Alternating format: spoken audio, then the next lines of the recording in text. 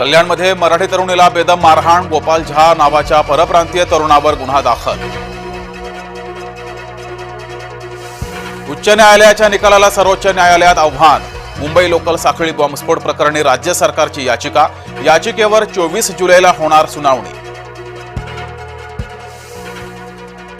मुख्यमंत्री उपमुख्यमंत्र्यांनी सांगितलं तरच राजीनामा, कृषी मंत्री कोकाटेंनी राजीनाम्याची शक्यता फेटाळली। कदम खोटं बोलतायत, अनिल परबांचा पुन्हा हल्लाबोल, योगेश कदम यांच्याकडून परबांवर प्रतिहल्ला। सरपंच संतोष देशमुख हत्या प्रकरण पुढील सुनावणी 4 ऑगस्टला।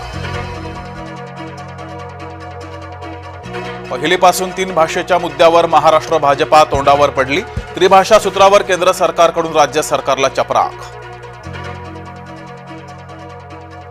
हरबंस सिंग यांच्याकडे तात्पुरती जबाबदारी, धनखड यांची तब्येत बिघडल्यानं सर्व जबाबदाऱ्या तातडीनं सोडल्या।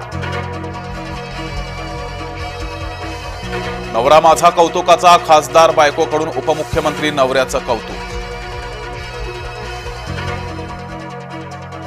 पंतप्रधान मोदींकडून फडणवीस यांचं अभिष्टचिंतन, मुख्यमंत्री देवेंद्र फडणवीसांचा आज वाढदिवस, शरद पवारांकडून फडणवीसांवर कौतुकाचा वर्षाव।